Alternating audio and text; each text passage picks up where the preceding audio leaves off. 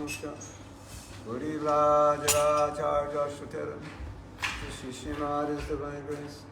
Oh boy, Charanaravinda Bhaktivedanta Swami Shri Prabhupada ki jai. Ananta Koti Vaishnavrinda ki jai. ISKCON DVT founder Acharya Srila Prabhupada ki jai. Namacharya Srila Haridas Thakur ki jai. Brahmasikaho Sri Krishna Chaitanya Prabhu Nityananda Shri Advaita Gadadhar Shivashri Gaur Bhaktivinoda ki jai. Shri Radha Krishna Gopa Gopinath Shyam Kunda Radha Kundi Giri Govardhan ki jai. Sri Vrindavan Dham ki jai. Sri Maya Purnavati Dham ki jai. Gonga Mai ki jai. Jamuna Mai ki jai. Bhakti Devi ki jai. Tulsi Devi ki jai. Shama Veda Bhakta Vrinda ki jai. Jai Go Premanand. All glories to the assembled devotees. All glories to the assembled devotees. All glories to the assembled devotees. Glories to Sri Guru and Guru.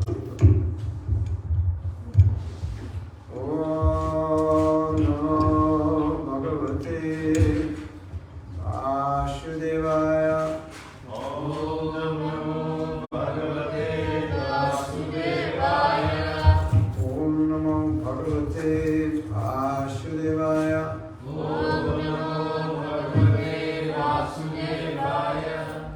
Om Namo Bhagavate Vasudevaya. Om Namo Bhagavate Vasudevaya.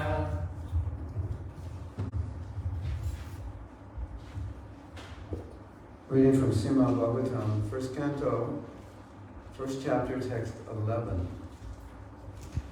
Hare Krishna.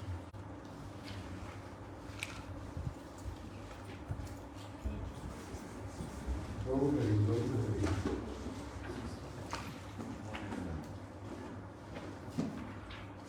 Page 66.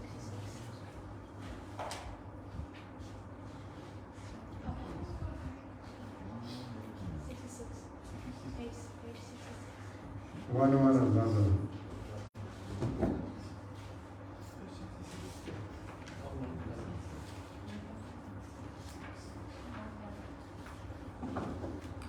Sutta uvacha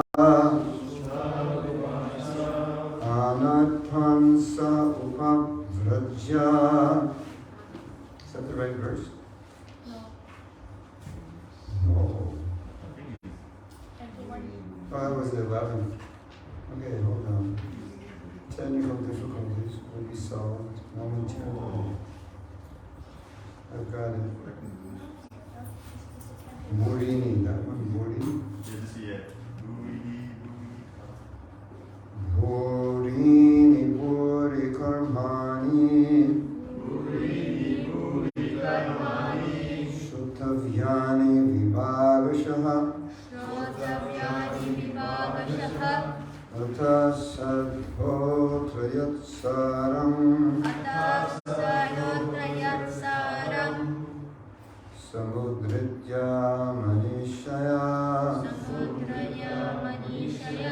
brui bhadraya bhutanam inatma suprasidati Bhurini Puri Karmani Shruttavyani Vibhagashaha Atha sadhotrayatsaram samudritya manishaya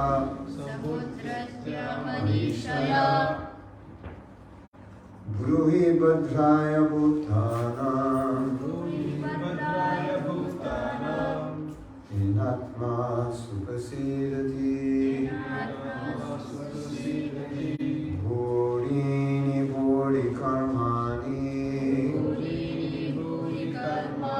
Shruttavyani Vibhagashaha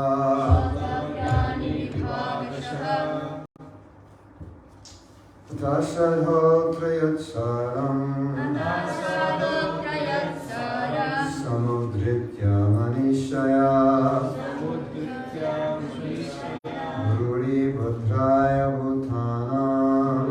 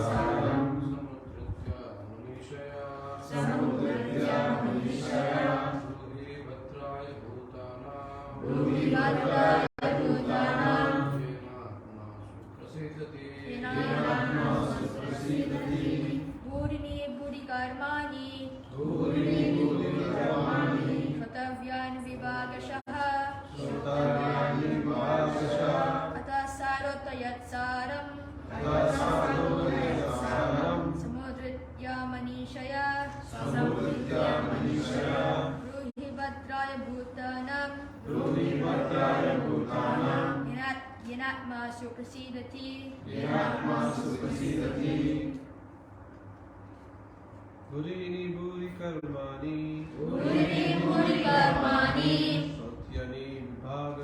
Shotavyani vibhagashah Atha sadhotrayat saram Samudritya manishaya Bruhi bhadraya bhutanam Natva suprasidati Ladies?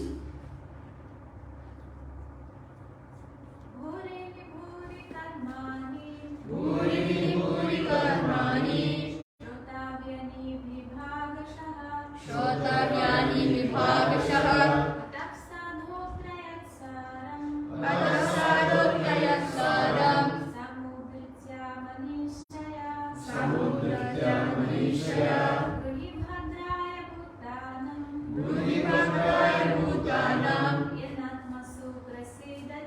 Yenatma suprasidati Burini buri karmani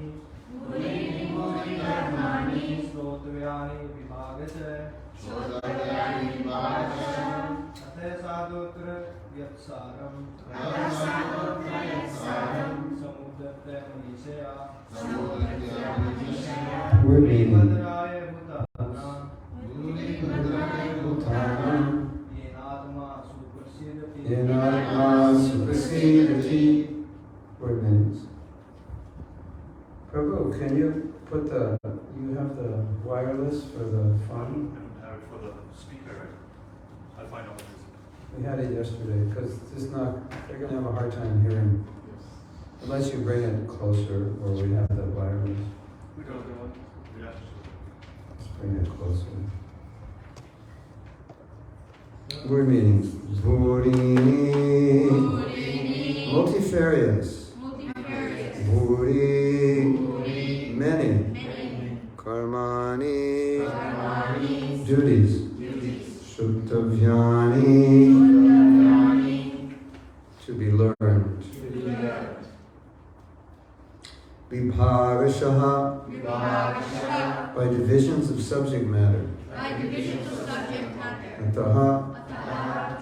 Therefore, sadho, O sage, atra, herein, yat, whatever, sharam, essence, samudritya, by selection, manishaya, best to your knowledge.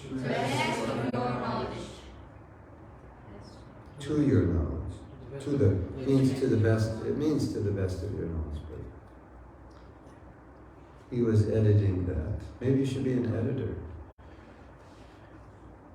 The best, yeah, it should, the best of your knowledge. Buruhi, please tell us. Bhadraya, for the good of. Bhutanam, the living beings. Jena, by which? Atma, the self. Suprasidati, becomes fully satisfied. So the sages are continuing to question Sutta Goswami.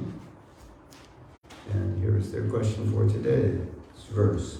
There are many varieties of scriptures, and in all of them there are many prescribed duties, which can be learned only after many years of study in their various divisions. Therefore, O sage, please select the essence of all these scriptures and explain it for the good of all living beings, that by such instruction their hearts may be fully satisfied.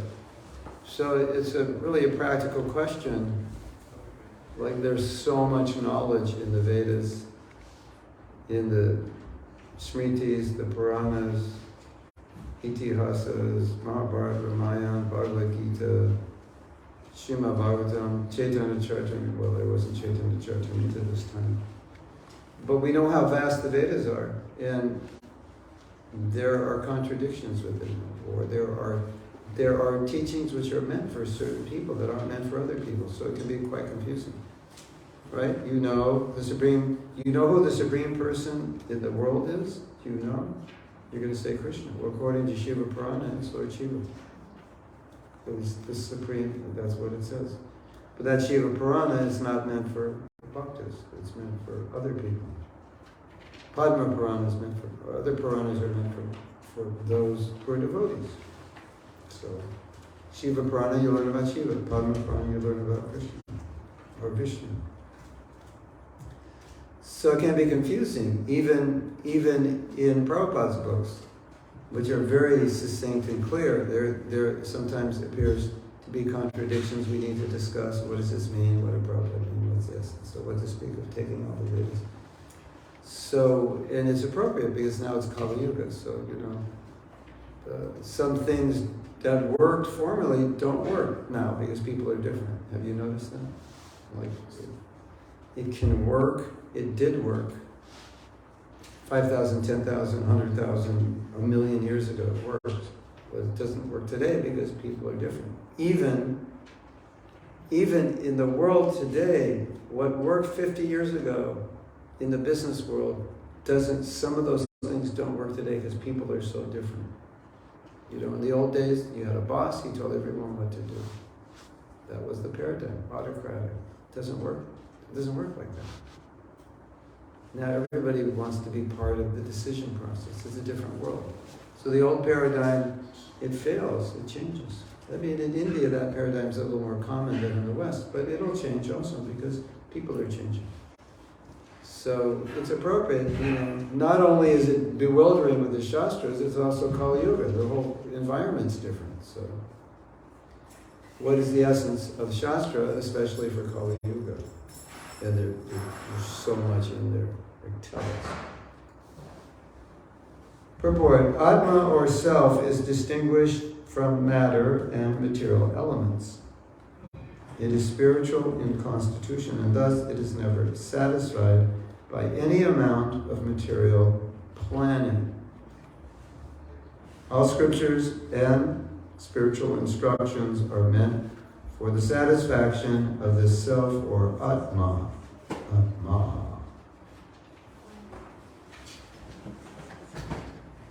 There are many varieties of approaches which are recommended for different types of living beings in different times and at different places. Consequently, the numbers of revealed scriptures are innumerable. Innumerable. Oh my God. I didn't know there were that many. What does innumerable mean? You really can't count how many. Or you can spend your whole day counting. Innumerable means more than you can count. There are different methods and prescribed duties recommended in these various scriptures.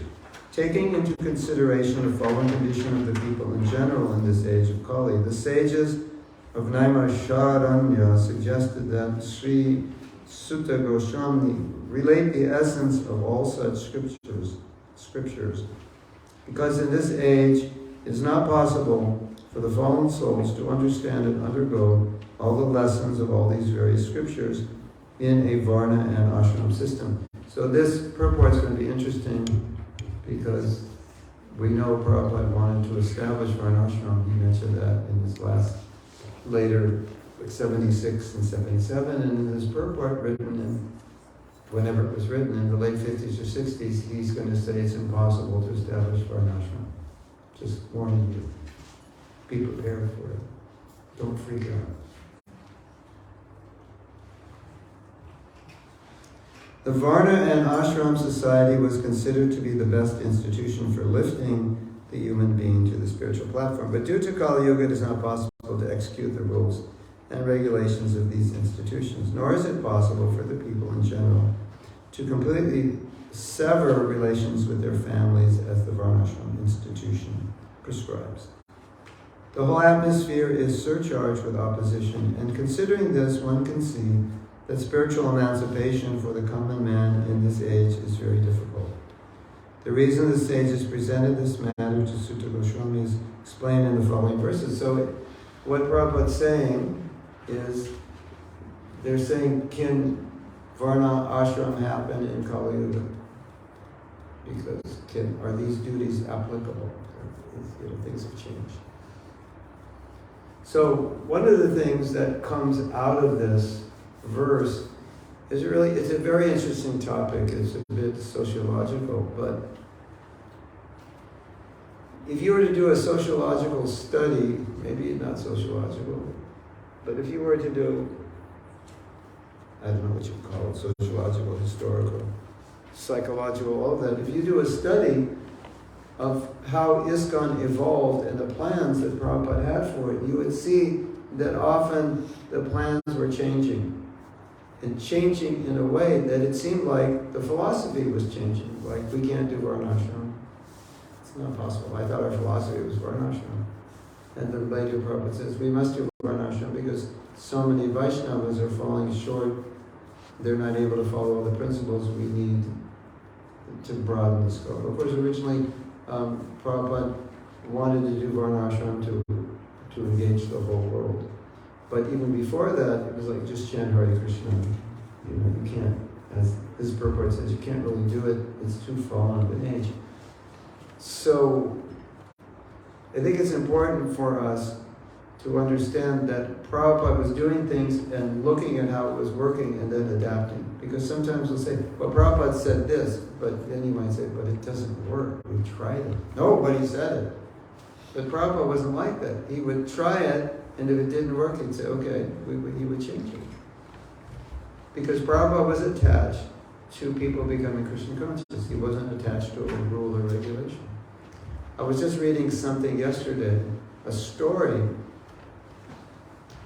and previously I had read another story which was very similar to this, and Prabhupada's reaction was completely different in both those stories. And one story was earlier than another, so Prabhupada is now hearing the same problem brought to him for the second time, and he has a different reaction than he did the first time, because the first time is just go back and correct it. The second time is shut it down, like something like that, stop or go, get rid of all these devotees, they're not qualified. It was a different reaction. So I think sometimes we don't realize that Prabhupada was often, maybe not in every situation, but often doing something and seeing how it works. Like when Prabhupada was asked, why the number 16 for japa, and why he started with 64, or he was asked why 16, he said, I started with 64 to see if you could do it, and you couldn't. Then I went to 32 to see if you could do it, and you couldn't. It was like a test. Can these people do this? And then I went to 16, which was kind of like special for us, and said that he wouldn't go lower. But we could do 16. The devotees said they could do 16. But when he asked, could you do 32 or 64, they said no. So that was his answer. I was seeing what you could do. So there was a time when Srila Prabhupada, you would have to ask him if you wanted to get married for his blessings. I got married in like 1972, I think. I had to ask his blessings. Can I get married? Yes, you have my blessings. And then a few years later, there were so many problems in marriage. Prabhupada said, because generally you don't ask a sannyasi for blessings to get married. But he was doing that to help us. But then later on he pulled out and he said, there's too many problems in marriage. That is your own responsibility. I don't want to be asked for permission or blessings. So he changed, seeing how things were moving and kind of seeing how Westerners are taking to bhakti, because it's a completely different mindset and a different culture. And so it's like, okay, we're bringing this plant from India. Let's see if it grows in Australia. Let's see if it grows in Europe. Oh yeah, it grows in Europe, but inside with a grow light and a heater and the steam, humidifier. That's how you grow Tulsi in England, in Europe, in cold countries, right? So if we say, no, well, it grows outside in India, so we're just going to put it outside in America, or in the middle of the winter, no, it's not going to work. So we have to, it's important to understand that although philosophy may be absolute, application could change. And I'll give you another example. You may know that in Vedic times and in Vedic scripture, polygamy was, I don't want to say allowed, maybe encouraged, because Prabhupada said the female population was greater than the male, so all the women should be married. And then Prabhupada said that many men will be brahmacharis. So you already have more women than men, and then in ancient times, a certain percentage of those men would not get married. So now, unless there's polygamy, there will be women who won't be married. Now, somehow it worked, right? If you ask the average woman today, would you mind if your husband had a few more wives? What do you think they would say? The guys would say, yeah, let's do it. The wives would say, if you do that, I'll divorce you. Unless he was really rich and gave her her own house and, things like that, she would tolerate it, maybe. Or she had no choice. But in general, because I've asked this question, I've rarely met, there's a small percentage that would say yes. And it's usually out of material consideration. Or they just love him so much, it's like, let him do whatever he wants. He can have as many wives as he wants. But in general, it doesn't work. But there were devotees who had more than one wife based on that. And so it was, they never asked Prabhupada, they just did it. It was just right in his books, polygamy. It's good. It's Vedic. Polygamy is Vedic. What kind of crazy movement did you join? It's also illegal in most countries. In any case, it finally came up to Prabhupada and they asked him about it. Because in his books, he explained, it's good for the women, and men, they like having lots of women, so, it makes everybody happy. And Prabhupada said, well, we can't do it because, number one, it's illegal, so we can't do something illegal. And then so that was his first consideration, which is practical. And then the next thing he said, actually, we're trying to become renowned. So, as Vaishnavas, we wouldn't encourage polygamy. So then you understand, okay, this was something for society in general at another time that worked. And maybe in the future, if society changed, maybe it could work, maybe it couldn't. But Prabhupada made, a dictum for our society, no. So when you see this, you start to understand that what is applied to ISKCON doesn't generally follow what Prabhupada has written in his books about society in general. For average people, this would be good. But when you're practicing Krishna consciousness, it wouldn't be. But there could be many things like that. So it's good to take that into consideration. We always say, Kala, Desha, Patra, time, place, and circumstance. So I was reading some letters this morning. I asked some devotee a question, and after I read his answer, I was thinking how I didn't agree entirely with his answer.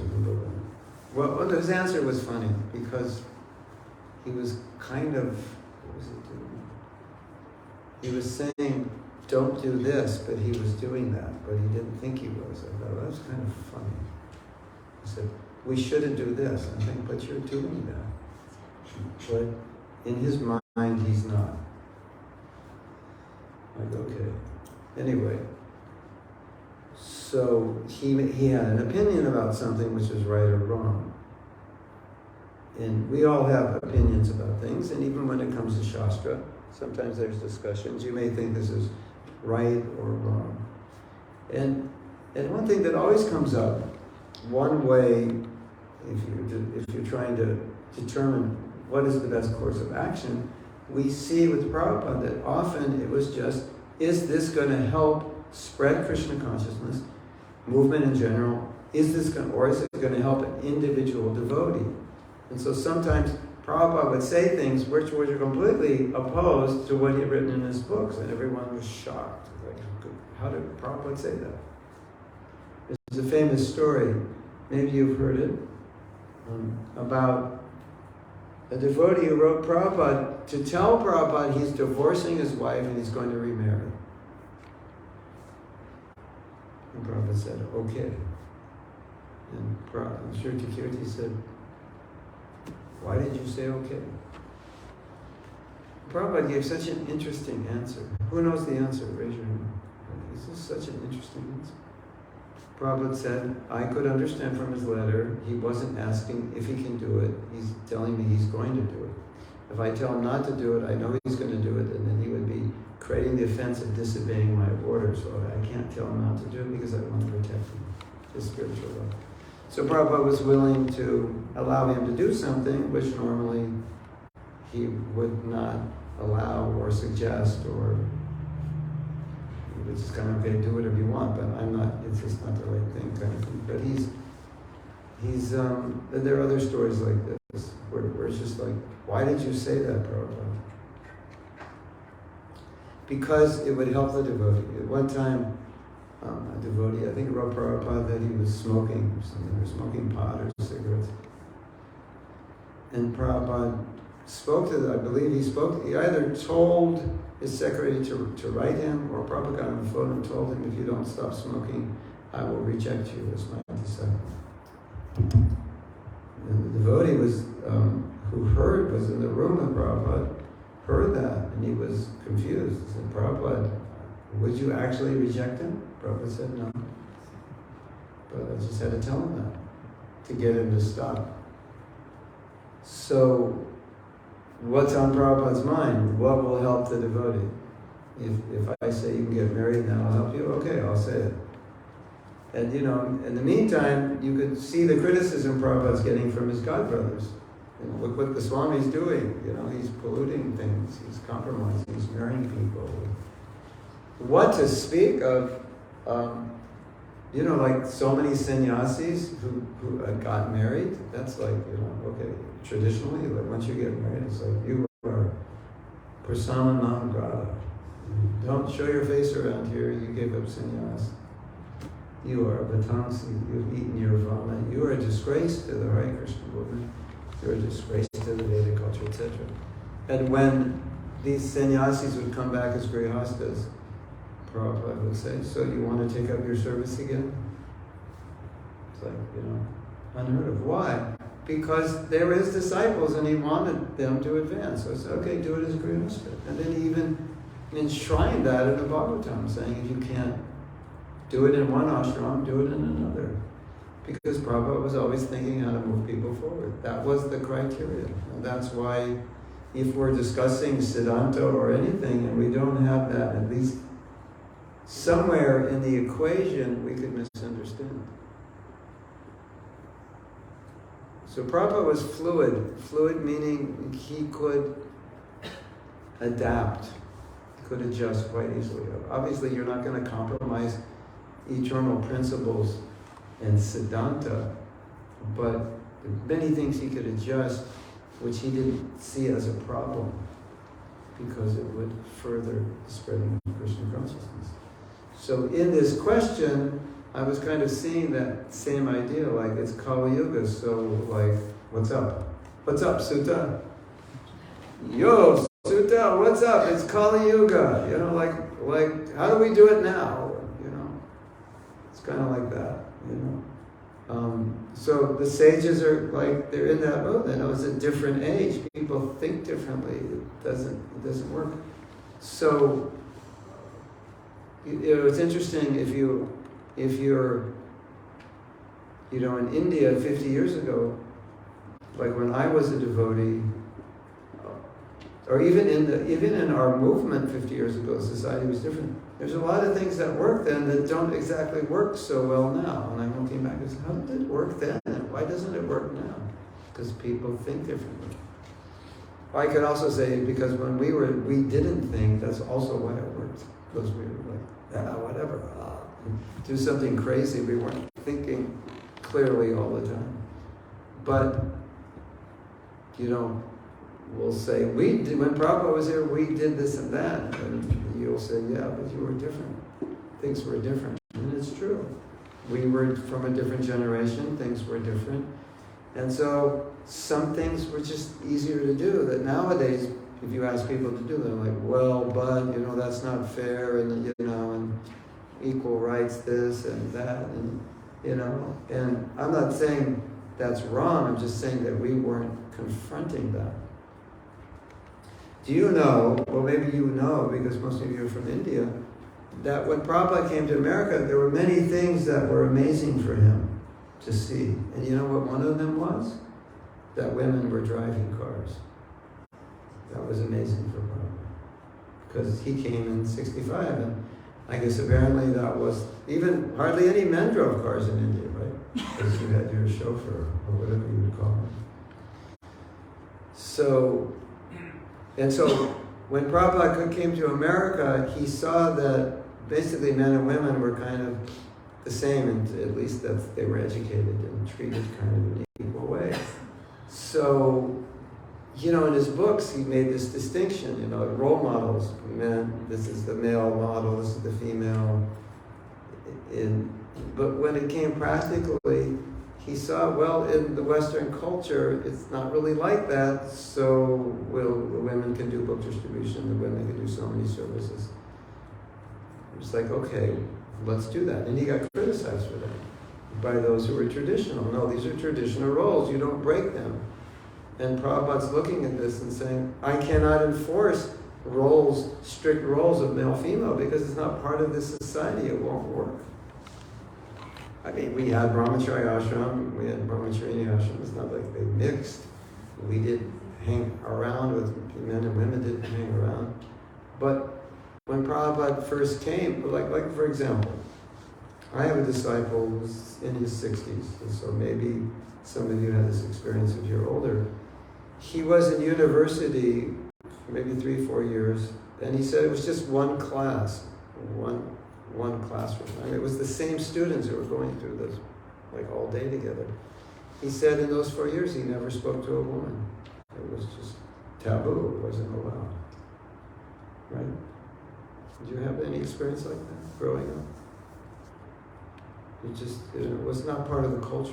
You're in the same class, but you would never speak.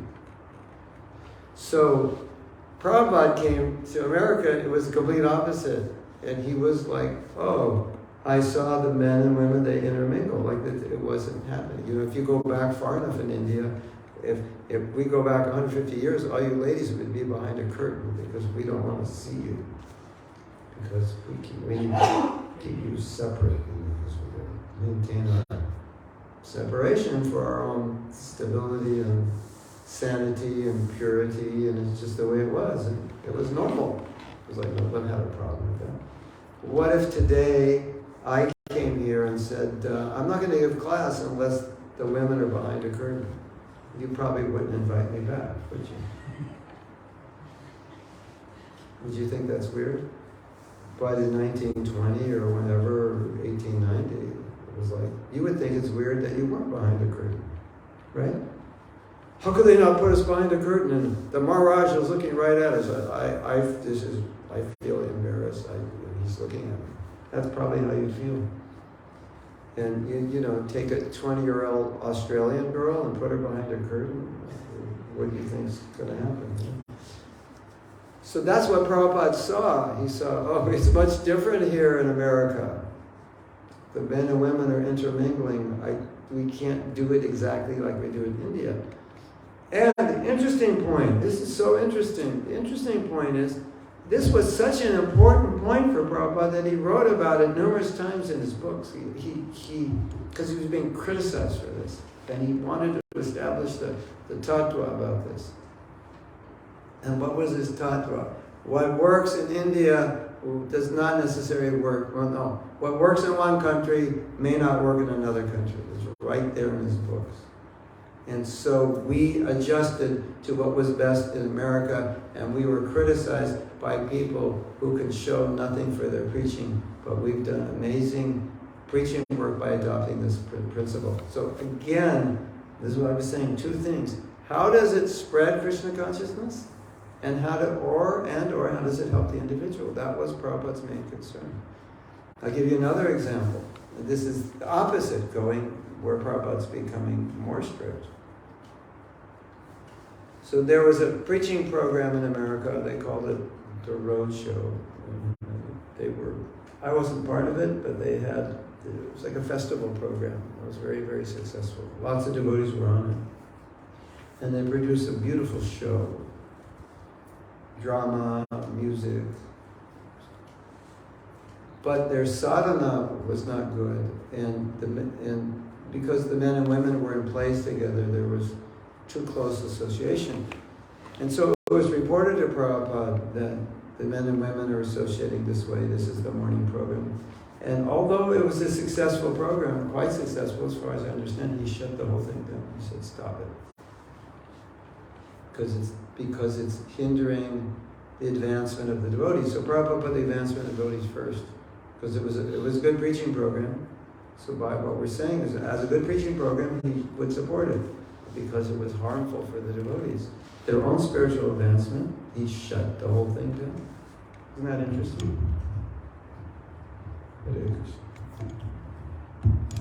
It's time for a water break. I have to drink 2 of these a day. And I'm not very far yet, so I have to remember. Every time you see me, say, Mahaprabhu, have you taken a sip lately?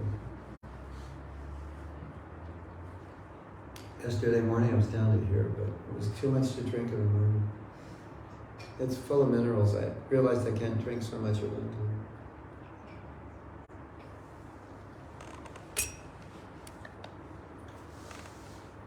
So Prabhupada might change something that was traditional and adapt it, or he might bring someone who's gone to something not traditional back to something more traditional because it's not good for them. So, it works both ways.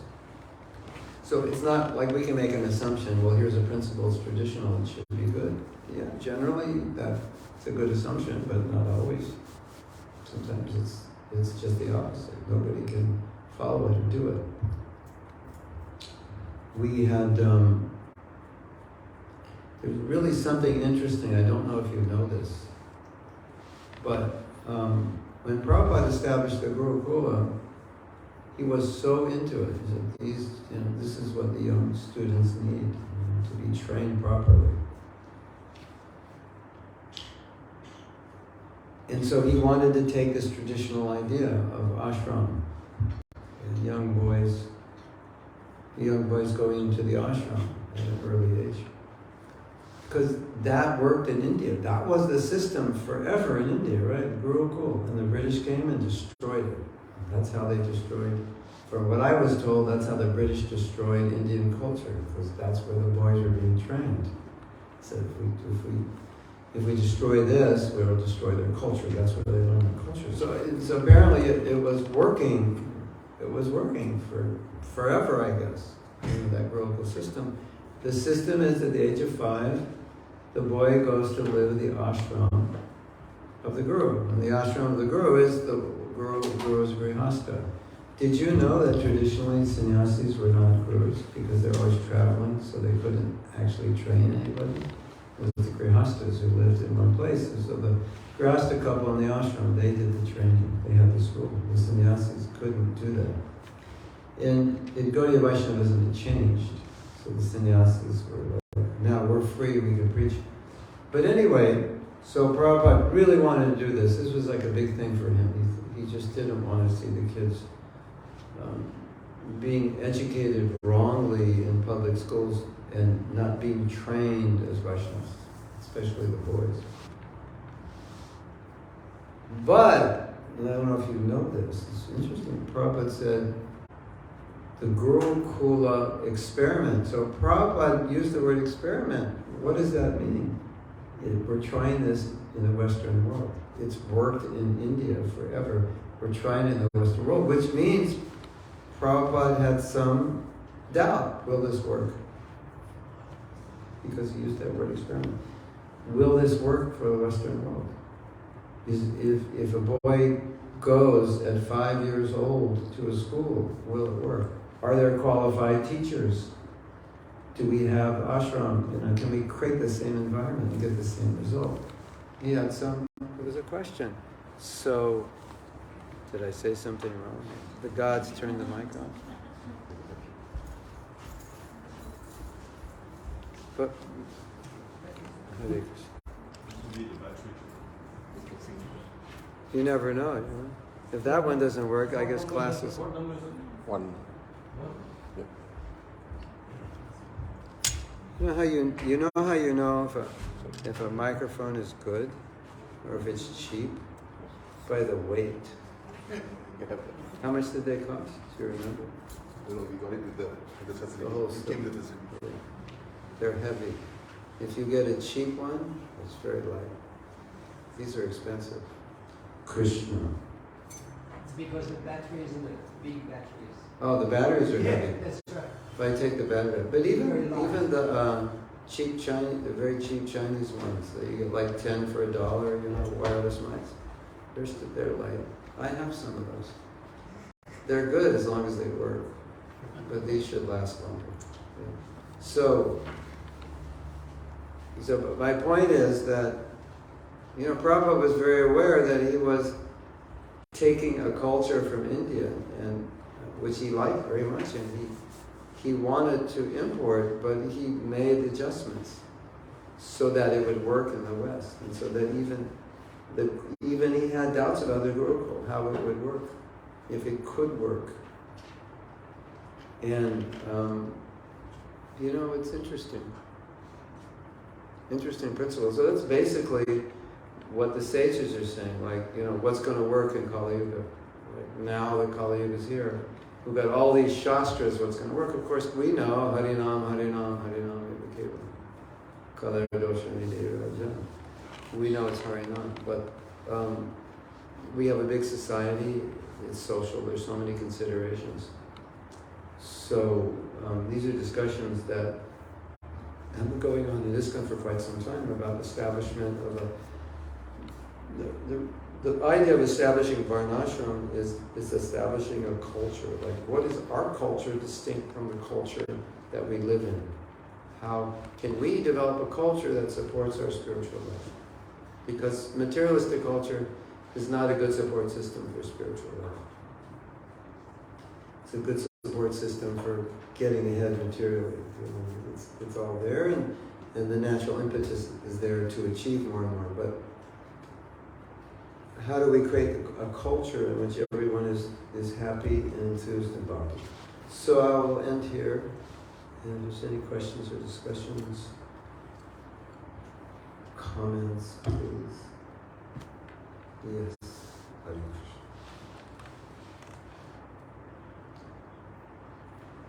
Yes.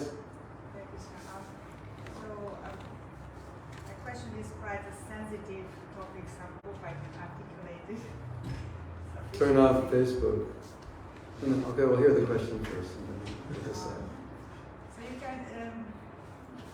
It has got to do with our way of implementing the guru-disciple relationship. Yes. And you can see there is this human need of seeing people in important position as perfect. Yes. And which is an extremely tall order and creates a great pressure on the Yes. individual and our expectations and all the potential things that can go wrong with that. And yet we can see from the examples of the Mahabharata, the Ramayana, where he makes a point to actually show that even the greatest devotees can make a lot of mistakes and have flaws in their character. And I remember this very nice saying that when it came to, I think it was about Bhishmadev, for example, that as great a devotee as he was, Krishna saw his faults, but not at the expense of his devotion, and he saw his devotion, but not at the expense of his faults. So when we take this and we try to superimpose it on our relationship within our movement, we can see that there is a great fear of addressing minor and even very serious flaws and mistakes that have been done. In leaders. Yeah, And just- especially when it comes to people in leadership, and it's a very risky thing to navigate. Yet it's absolutely crucial Yes. in the survival of our movement and even our own spiritual lives. So, Yes. and we can see how verses, like especially like you're pointing out, how these different verses seem to be in conflict, and it's very easy to take certain verses and put them as the topmost importance at the expense of other verses that are also there. So it becomes, okay, which verse do we find is the most applicable, which requires a lot of skill. Yes. So I just like if we Yeah, I think about these things a lot because they're very important. If I were 25, I would do a PhD on it because it's so interesting.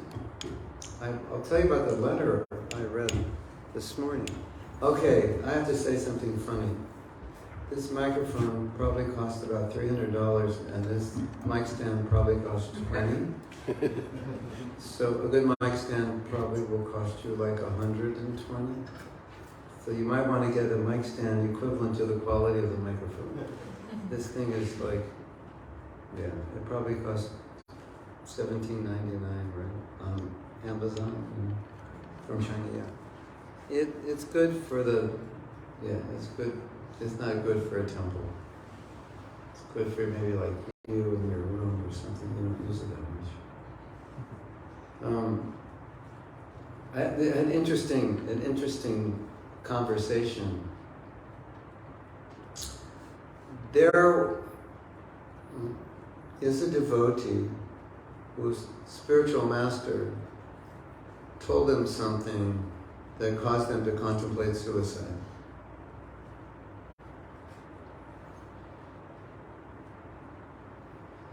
Is that grounds for rejecting the Guru? It's an interesting question, isn't it? Because according to Shastra, it's not grounds for rejecting the Guru. But according maybe to morality, it's kind of dangerous to have someone guiding you who's driving you to suicide. You're all stunned that this could happen, but unknown to the Guru, the devotee tried to explain it, he couldn't understand it, unknown to him, that's what was happening. So this devotee was asking me how to deal with that, and I was writing another devotee who rejected his Guru and accepted another Guru. I said, well, how did you reject it and how do you deal with it? And he said, my Guru is not bona fide because he said something or he did something which contradicts what Prabhupada said. I said, okay, so he's left his Guru because according to his vision, his Guru said something against Shastra or against Prabhupada, which could be a reason. You know, if your Guru speaks against Shastra, okay, you can reject him. According to Shastra. That's a what's the word I'm trying to look at? A criteria. So then I was thinking about it, and I was thinking, well, this girl has not rejected officially her Guru. She still sees him as her Guru, but she can't take Siksha from him anymore because she's not capable emotionally to do it. And this other devotee has officially rejected his Guru based on what he believes is Shastra. And I thought, okay, this is interesting, isn't it? Like, so it's kind of like the answer to your question, which is not the exact answer, but it's very subjective. You know, because you and I may have the same Guru, but you're seeing something that's saying, I reject him. And someone else is saying, he's saved my life. And so my question in my mind was, well, can you fault the devotee for having, let's say, the emotional challenge or trauma in their life that caused them to become suicidal by an instruction their Guru gave, which in itself wasn't a bad instruction, it was just bad for her. And probably bad for most people, actually. But you could say it's not a bad instruction to follow if you could follow it. It's just that hardly anybody can follow it. And so because she couldn't follow it, she thought, well, what's the reason to live? I can't follow this. And he's kind of, my guru's kind of just rejecting me if I don't follow it. So it's like, I might as well die, because I'm going to die spiritually. So I'm thinking, but, well, maybe she could say, well, this guru is not bona fide because he's given instruction that's destroying my spiritual life. So I reject him. Interesting, isn't it? Maybe taking it another level. And this is not uncommon. This is just 2 examples, but this is not uncommon. It happens. But the devotee said something very interesting also. He said, well, for this girl, this person is her guru, and he didn't really say anything wrong per se. It was just wrong for her. So, I mean, in a broad sense, you could say, well, how can you call him a qualified guru if he drives someone to suicide? But at the same time, you could say, but he didn't say anything that wasn't Shastra. It was just misapplication. He didn't understand the person. Somebody could say, well, if he doesn't understand the person, how can he be a guru? But just if going by Shastra, technically, he can be. So technically, she can't really reject him on that grounds. But then, and so he said, okay, so you don't want to take instruction from him, but don't offend him, don't just respect him from a distance. I like that. I think that's sometimes what we have to do. Like this, maybe I come and give class and you're like, oh my God, what he said was so bad. Every class I have of his on my phone, I'm deleting right now. That's fine. Just don't go around telling everybody how bad I am. That's, it's like, it's your personal choice. I see this. Now, if you are in leadership, or you're in a situation where you say, wait a minute, Mahaprabhu said this, but I see that as some kind of abuse of his audience, or misdirection. Do we have to do something? Now, how do you go about that without offending me and thus harming your spiritual life and protecting the devotees? That's the real trick that I've seen. That's the carrot. To see a flaw and say, and still respect the person. Be they your authority, your guru, and or someone in the temple where you feel that something has to be corrected. How can you do that without offending? And the other problem is that aside from this one thing this person said or did, you like them and they help you. And you want that relationship. And now you're going to have to talk to senior devotees and figure out how am I going to process this, because they said this thing which to me is prejudicial, bias, or whatever it is to you that just triggered you in the wrong way. And you have to look at it and say, well, maybe it's just because I come from this culture. In my culture, that is considered the most abominable thing to say or do. But from where he's coming from, it's not. So I don't think there's a right or wrong answer. It's so nuanced. And I don't find anything you said wrong, because it's like, okay, you basically have to ask yourself, I'm seeing this, am I actually seeing it? Am I seeing what I'm seeing? Or is this just me being critical? And if I'm seeing what I'm seeing, is what I'm seeing actually that bad? Ultimately. And you might say, well, for me it is. And you say, okay, well, if you're not initiated, you say, well, I guess he's not going to be the one you were aspiring for, but you think, no, I can't. Or if you are initiated, it may be like, okay, I have to be a little distance, and maybe I just want to take shelter of Prabhupada, or maybe I want to find a Siksha guru that I resonate with. If it's a leader in a temple and it's creating problems for devotees, that would need to be discussed respectfully for your own well-being and the well-being of the culture. I don't know if that answers your question entirely, because it's really a big issue. This is not an easy answer, and you probably get 10 different answers from 10 devotees. It's very, very sensitive.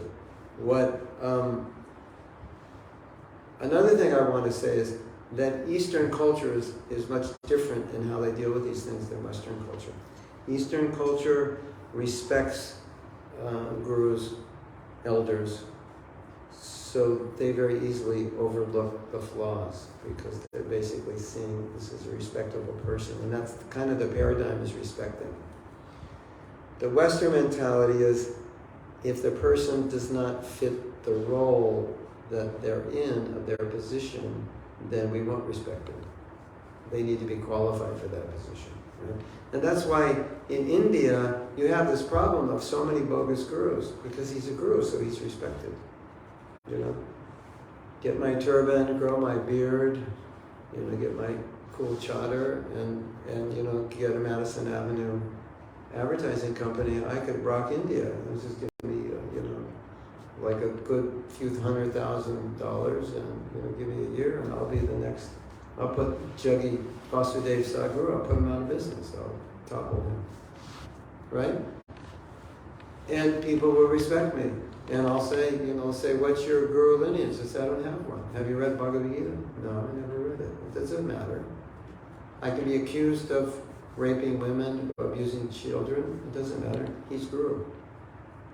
That's the Indian paradigm. Isn't it? If I'm not correct, I'm not faulting you. I'm just saying it's generalization. Respect for authority is very high. And if there's some fault in it, it's not a big thing, because he's like this. Look at Sai Baba. He was accused of child abuse, right? You don't get accused of child abuse generally unless something happened, right? Unless there's envious people who don't like Sai Baba. I don't know, maybe that's what happened. But generally, you know, where there's smoke, there's fire. But there's another guru who was caught. This guru is so interesting. He talks about the power of brahmacharya life. But if you look at him, he looks like a total playboy. He wears saffron, but he looks like a total playboy. And I think he just talks about brahmacharya to make people believe he is one. But when I hear him talking about brahmacharya, I go, this guy is not a brahmacharya. I know what a brahmacharya looks like, and I know how they talk. And I've been celibate, even though I'm married. I know what it's like. I know how you act when you're celibate. He does not act like he's a celibate. And he was accused of having an affair with a movie star. And his disciples are there, no, he would never do that. There's the evidence, there's video, there's pictures. It's a different culture. Right? So we come from the Indian culture, and then it's transplanted in the West, and there's this like, that's where you may have trouble with that. You know? So it's just a reality. Not that you would necessarily have trouble, but you might. It might be a big thing for you, and for them it's like, what are you talking about? It's nothing. It's over. It was just a little thing. So I think some of it has to be personal decisions that we have to make individually. You know, okay, I respect this person. I understand people respect him. For me, I don't, but I don't want to offend him. It's just, at least that's the starting point of the discussion. And, you know, and my point of what these two devotees, one of them rejected their guru and one didn't. And I thought it's quite subjective, because I don't think the other person really had Shastric authority, but he created it because he interpreted his guru's instructions to be disobeying, contradictory to Prabhupada's instructions. And so that was grounds. You know, your guru is speaking something wrong, okay, I can reject him. And he did. And he has no guilt about it, and he's totally convinced. So that guru has, 4,000 disciples who didn't reject him. And ISKCON didn't reject that guru, but this one disciple did. And ISKCON didn't follow this disciple and say, yes, this guru is no longer bona fide because he said this, or he supported this position. Welcome to the material world, everyone. My advice to you is get out of here as soon as you can. You'll be much happier if you do. I was reading some statistics the other day. I was reading I don't know if it was an article or a dissertation. on child abuse. And this was from this article was like the 90s or something. And all the statistics, percentages of how many children are abused, And I was reading this, these statistics, maybe some of you have read, and all I could think is, this world is insane. This is like this world, it's just a punishment to be here. Because you look for justice and you look for morality, you find it here and there, but you find so much injustice. That's a broad category, but it's the nature of this world. So then the other part of your question is the Guru perfect? Can the Guru make mistakes? Well, Prabhupada was asked by one of his disciples. It's sometimes Prabhupada would quote a verse, but the second line of the verse would be from another verse. So here's the first line of Bhagavad Gita from this verse, and the second line from another verse is like, oh, Guru made a mistake. Memory, lack of memory. Sometimes Prabhupada would say, what is that verse? I'm getting old, my memory is not so good. Or one time Prabhupada got upset with the devotee. He said, yeah, I'm getting old men get angry. And say, oh, he's not perfect. And he's not even trying to fake that he's perfect. He's admitting he's not. So this devotee said, Prabhupada, sometimes we see you forget a shloka or this or that. And Prabhupada, so we have some doubt. I don't think the devotee finished the sentence, but Prabhupada knew where he was going. He said, no, you don't understand Guru. Guru's not omniscient. He doesn't know everything. He's not God. But Guru is one who's making other people Krishna conscious. By his own Krishna consciousness, you can see that when other people come to him, they advance. He said, that's how you understand a Guru, not that he's omniscient and knows everything. And sometimes we saw that Prabhupada would learn something, like in 1910, he learned something, which today has been proven to be false. But you have a recording of Prabhupada saying, in my school I learned this. Now, how do you take it? Because you know that's not true. But Prabhupada said it, you take it as absolute. And you say, well, that's Prabhupada's repeating what he learned. It's not Shastra. So now we know that's not true. So we just say, no, it's not true. Then you have another problem where Prabhupada says something. I don't know if it's a problem, it's just a situation, a reality. He says something, but in his life he does the opposite. In a good way, not in a bad way, in a good way. So, and then Prabhupada says, one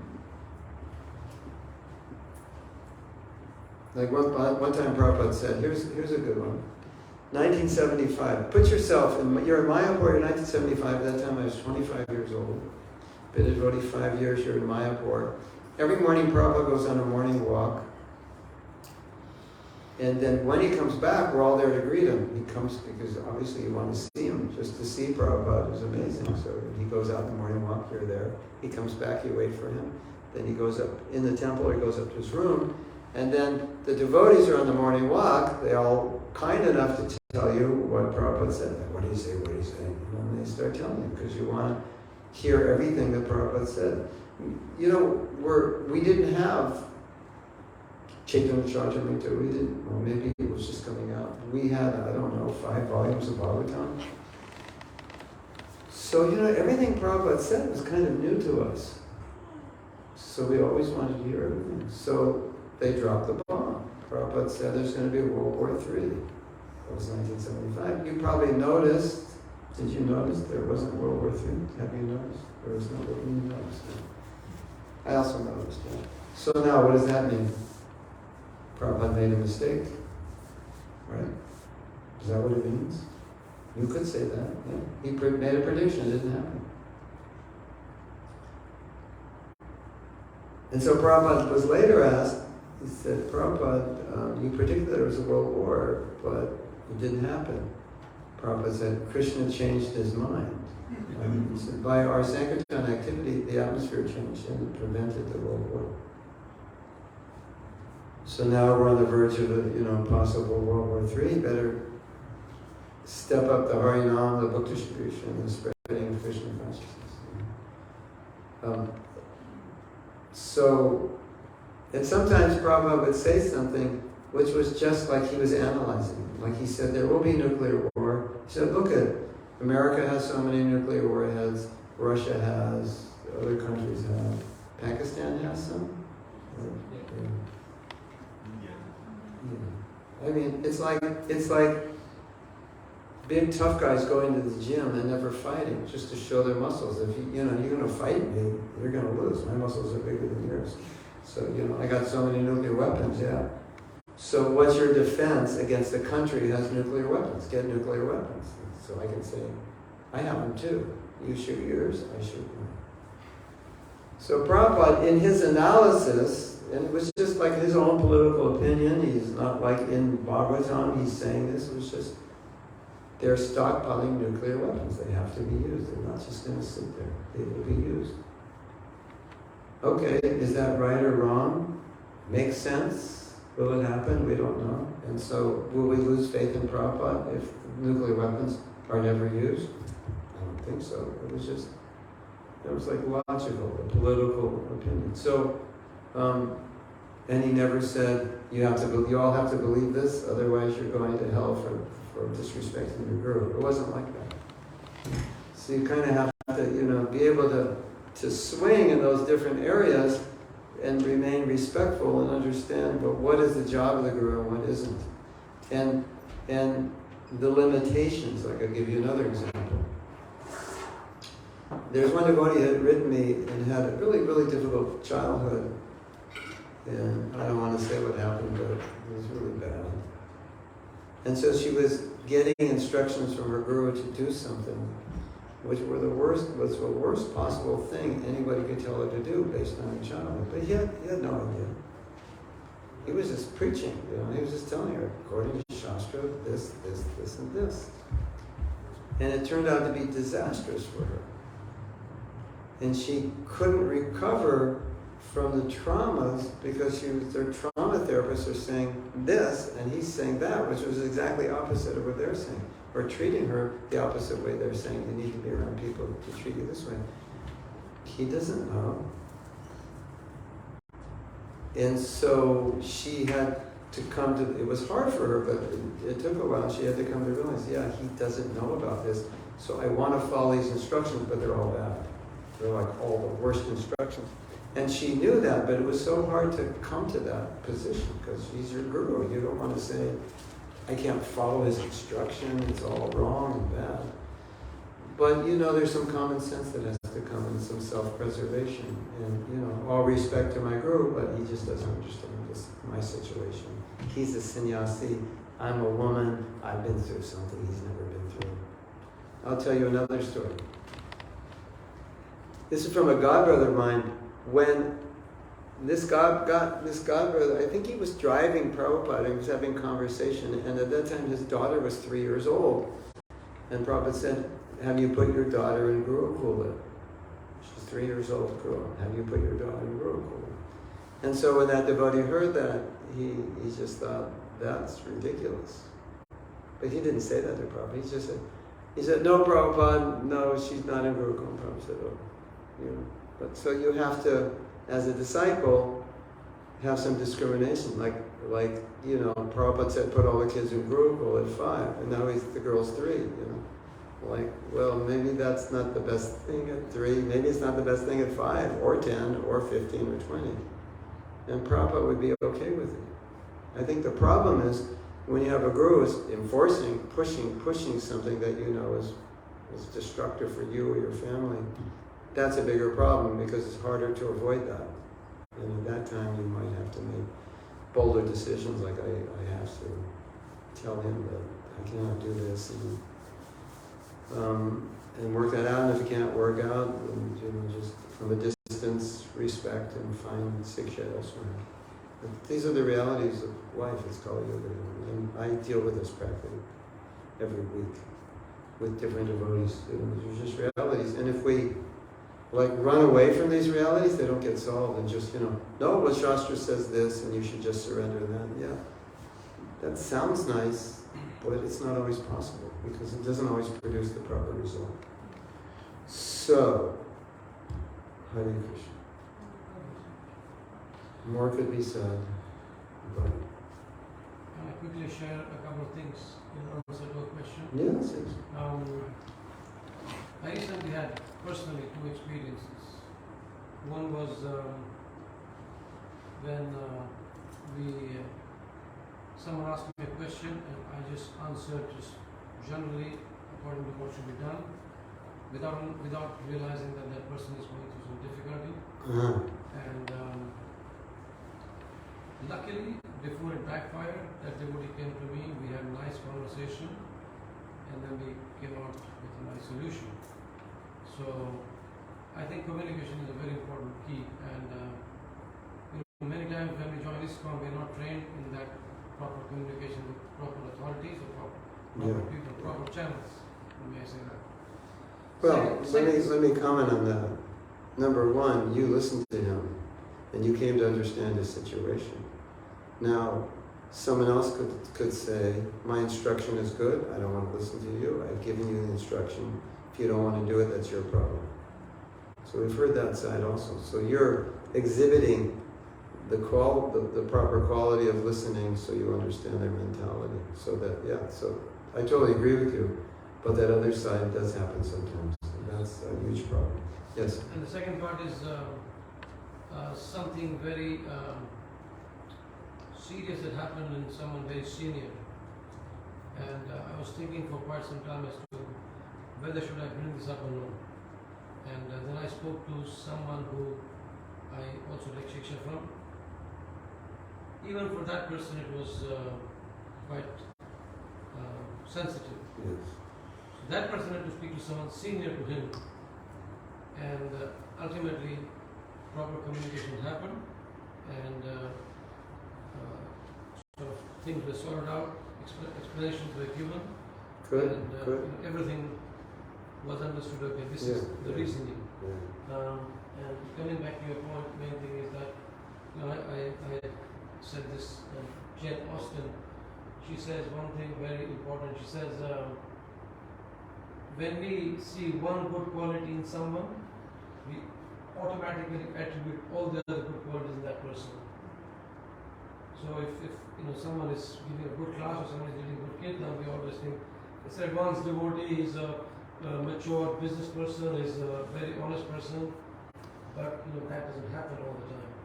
So we have to use our discrimination also, even as disciples, like that. And sometimes we're afraid to discuss things because of the sensitive nature of them, but they're going to if they don't get discussed in a forum where we can try to see things as clearly as possible, they will get discussed by individual devotees who maybe are not advanced enough yet to, or maybe, I don't say advanced enough, but maybe will not have the 360 degrees that we get in an assembly.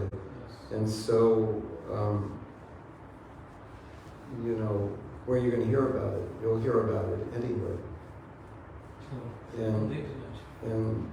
But I think I want to stand by my statement that even if we have these kinds of discussions, individuals are still going to have to make decisions that work for them. Definitely. And like I think you were saying, like maybe alluring to unhealthy codependence on a guru or someone like that.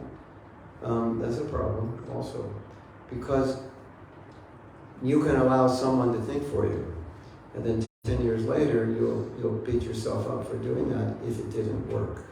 If it did work, it's fine. You voluntarily became dependent because you respect him. He said his advice is always good. But if it's kind of, you intuitively feel something's wrong, but you shut yourself down, years later you'll realize I didn't listen to myself.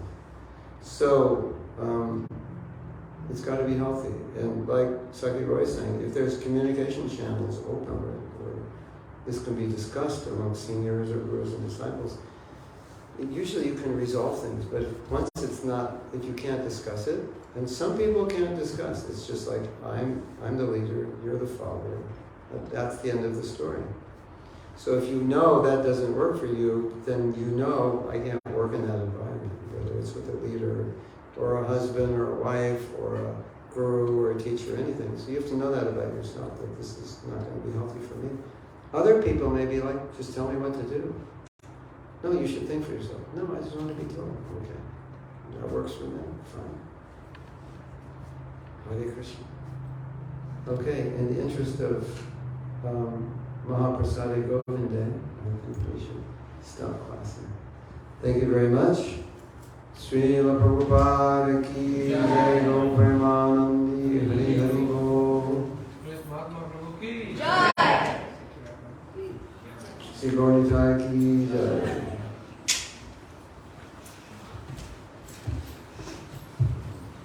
Hare Krishna. We change this. We'll work on this. Oh yeah, let's get a good one. The good ones will have longer legs. The legs will be like this. Haribol. I wanted the Facebook to be switched on before I asked.